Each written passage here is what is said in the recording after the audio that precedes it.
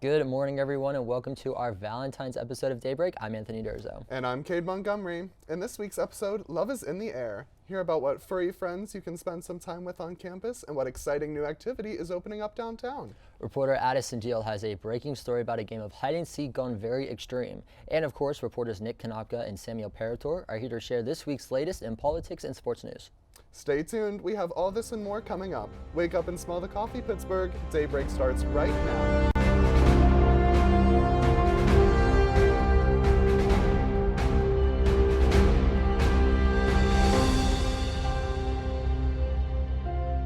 Here's your weekly weather update with Nick Konopka. Thanks, Kate and Anthony. It seems that PA's favorite groundhog might be proven wrong this year, as our winter weather seems to be subsiding into much more spring-like temperatures. In case you haven't noticed, our Pittsburgh weather has been on a bit of an upward trend.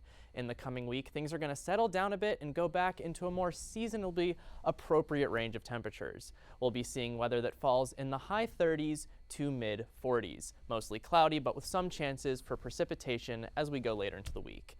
As usual, Pittsburgh can't seem to make up its mind. That's all for this week's weather report. Now back to our hosts. Welcome back, everyone. We have a lot going on around our university in this upcoming week, so there's no time to waste. It's time for your campus news, Point Park.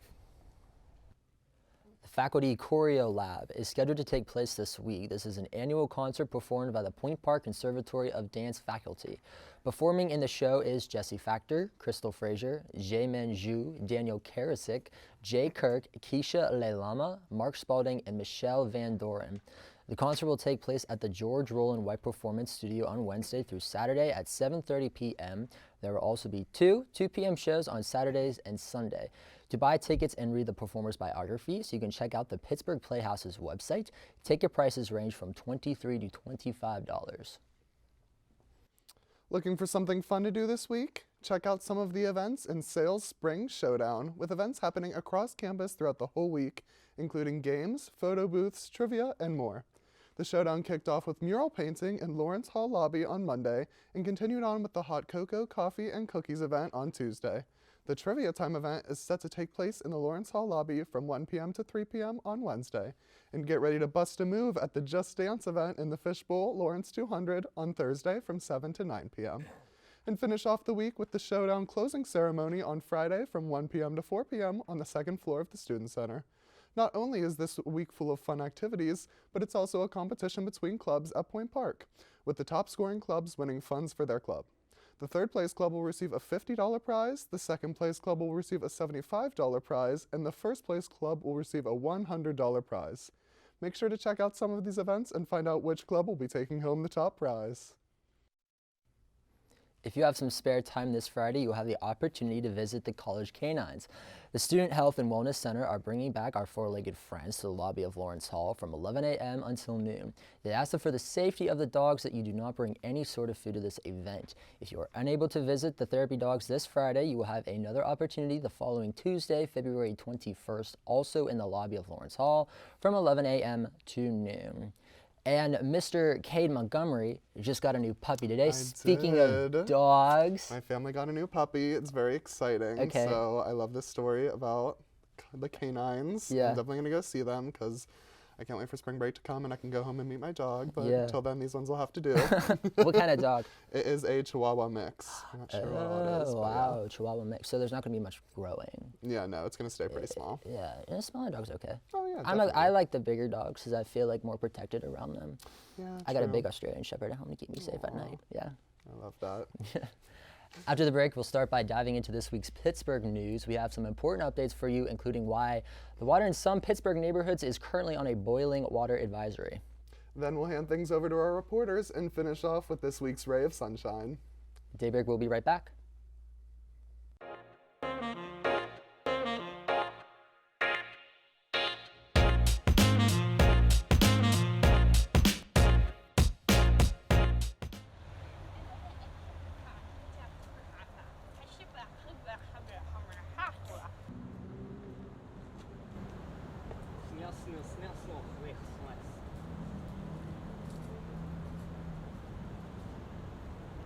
Hey.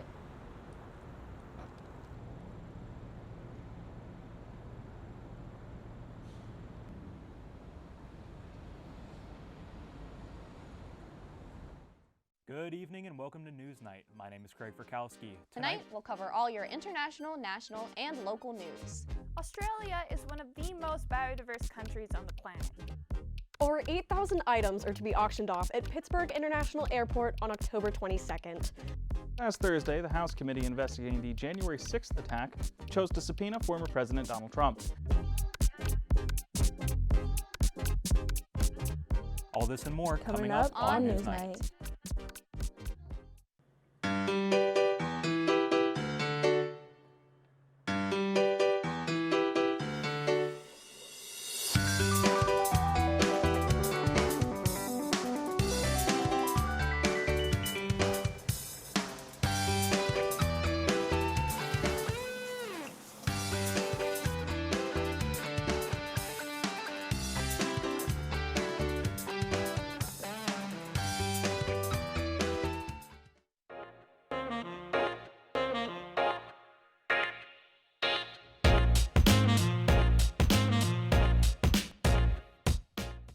Welcome back to Daybreak. We hope you enjoyed that break and that you're ready to hear more news.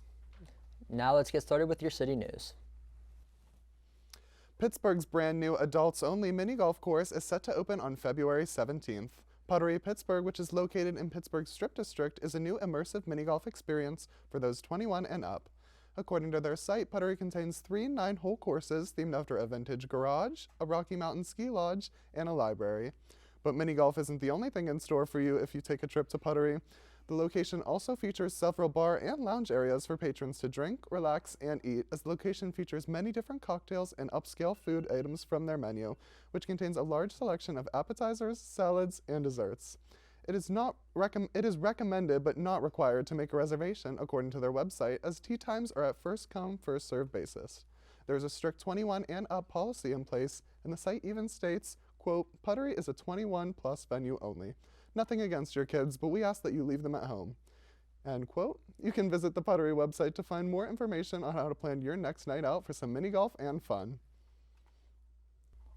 Several Pittsburgh neighborhoods are under a boil water advisory this morning. This comes after a power outage took place at a pump station in the early morning hours of last Sunday. According to the Pittsburgh Post-Gazette, water pressure was restored around 5 a.m., but the Pittsburgh Water and Sewer Authority says low pressure could have contaminated the water supply.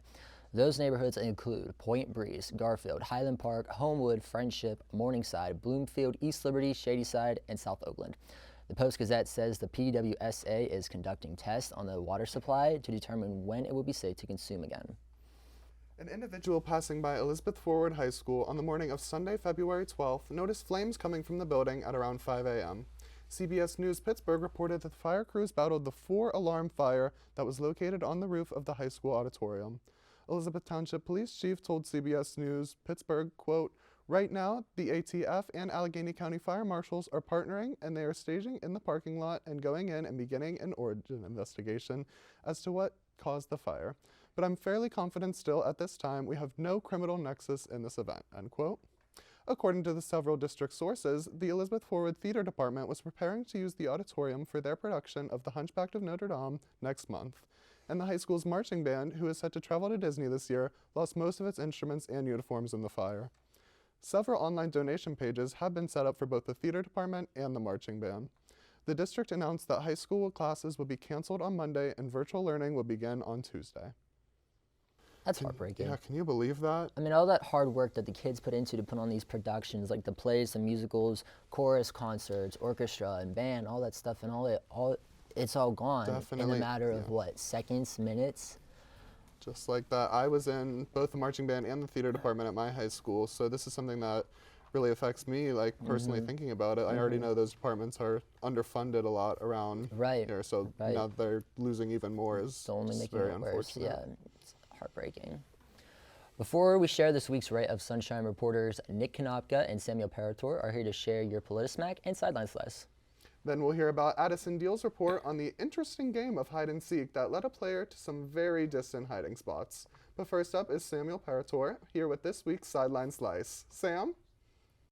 Thanks, Kate and Anthony. My name is Samuel Parator, and I am back after a few weeks away with yet another Sideline Slice for you all to get you caught up on what happened last week and what to expect moving forward. The big game has been played, and as great a game as it was, it is always bittersweet because that means it is the end of the NFL season. So let's dive into said big game that just went down. The two best teams in the league and both number one seeds of their respective conferences traveled to Glendale, Arizona at State Farm Stadium to battle it out for the league's biggest prize, the AFC representative Kansas City Chiefs and the NFC representative the Philadelphia Eagles. This story became a tale of two halves. It seemed throughout the first half that the Eagles were going to run away with it as they dominated time of possession, but a Hurts mistake caused a scoop and score for Nick Bolton, and at the end of the half, the Chiefs were only down 24-14. If we have learned anything about this Kansas City Chiefs team, it is that Patrick Mahomes is indeed that guy, and never doubt this team even if they're down by double digits. The tide completely turned in the second half as Mahomes silenced all the doubters on that injured ankle, and he continuously drove them down the field and brought the team all the way back and held the momentum in the fourth quarter with a 35-27 lead. The game was far from over, though, as Jalen Hurts continued his monster day, driving them down to the field for a touchdown and two-point conversion to tie the game at 35. But don't forget who's on that other side, as Patrick Mahomes does what Patrick Mahomes does and drove down the Chiefs down the field methodically and even on that ankle rush for 26 yards up the middle to put them into field goal range. A slightly controversial, depending on what fan base you talk to, third down holding call kind of spoiled the game for most fans as it gave the Chiefs the first down and the ability to run the clock down to about nothing and kick the game-winning field goal to come out of Arizona as the new reigning, defending, and undisputed champions of the NFL, and we continue to see greatness at work with the career of Patrick Mahomes. That is all for me. Now let's send it over to Nicholas Konopka for this week's PolitiSmack. Welcome back to PolitiSmack. I'm Nick Konopka, and as promised this week, we're going to break down the President's State of the Union address from last Tuesday. In the hour and 13-minute speech, the President touted his accomplishments over the past 2 years, mainly focusing on kitchen table issues. According to a breakdown by Kevin Liptak of CNN, his top 3 topics in terms of length were healthcare, the economy, and infrastructure, issues easily understandable to the American public. In fact, Biden stuck to the basics so much that Republican Speaker of the House Kevin McCarthy was often seen applauding the president's remarks as he highlighted investments in American microchip manufacturing and in his administration's prosecution of COVID relief funds. What this shows is a president who's trying to cut through the partisan divide by focusing on problems without a clear partisan label. He even brought up a proposal to eliminate junk fees on cell phone and credit card bills. That being said, not all of Biden's words were met with bipartisan applause. When the president accused some Republicans of wanting to sunset Social Security and Medicare, meaning Congress would have to vote to reauthorize the programs every 5 years, he was met with boos and shouts from the Republican side of the chamber. The president seized on the moment, saying, quote, "As we all apparently agree, Social Security and Medicare are off the books," end quote, which was met with bipartisan applause. Later on cable, Speaker McCarthy told Fox and Friends that he had already told the president the programs were off the table for budget negotiations. Whether or not that was a part of the agreement, the Democrats now have this moment to dangle over the Republicans' heads when it comes time to negotiate the debt ceiling in the coming months.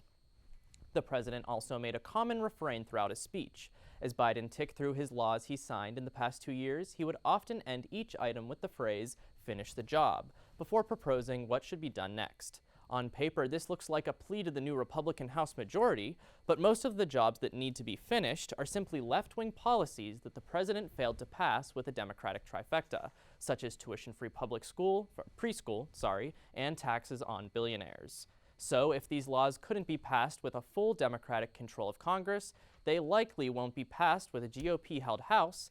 This speech looks less like a bipartisan olive branch and more like a 2024 campaign speech. Trump 2020 had the tagline, "Keep America Great," and it looks like Biden 2024 will have finished the job. With the next presidential election 20 months away, there really is no rush for Biden to announce his intention to run. In fact, most of his predecessors waited until the fall before their election year to announce another run. As we can see, presidents have made that announcement sooner and sooner as political fights were being waged on cable TV and social media.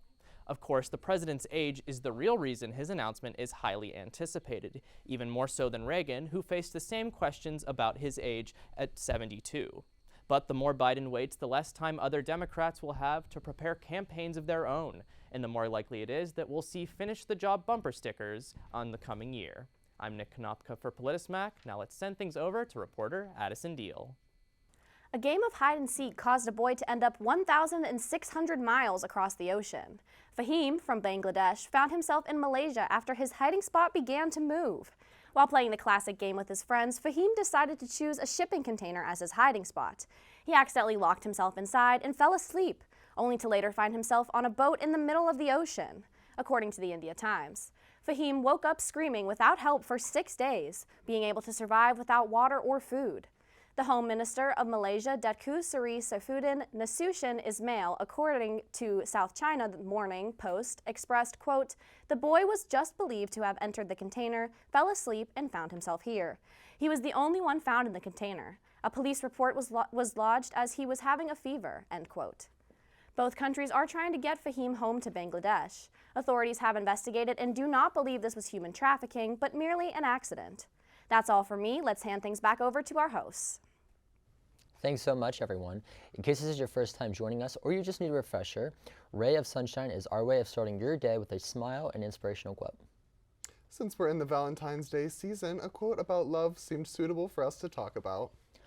Our quote for this week comes from an anonymous author and reads, "What we have once enjoyed, we can never lose, and that we love deeply becomes a part of us. All in here." That's not what it said, I just added that. But it remains in our heart, you Definitely. know. In our heart. I feel like it remains more of our heart than our minds. At least for me, because sometimes somebody would be like, "Hey, do you remember that really good time we had?" And I'd be like, I think so, I don't know. Yeah, I feel that. It's all about the love in this season. Yeah, right. That's it for this week's episode of Daybreak. Thank you all so much for watching.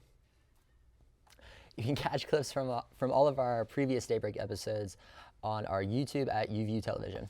And don't forget to subscribe and follow us on Instagram and Twitter at DaybreakPPU. Until next time, I'm Cade Montgomery. And I'm Anthony Durzo, hoping your news is great news. We love you, everyone.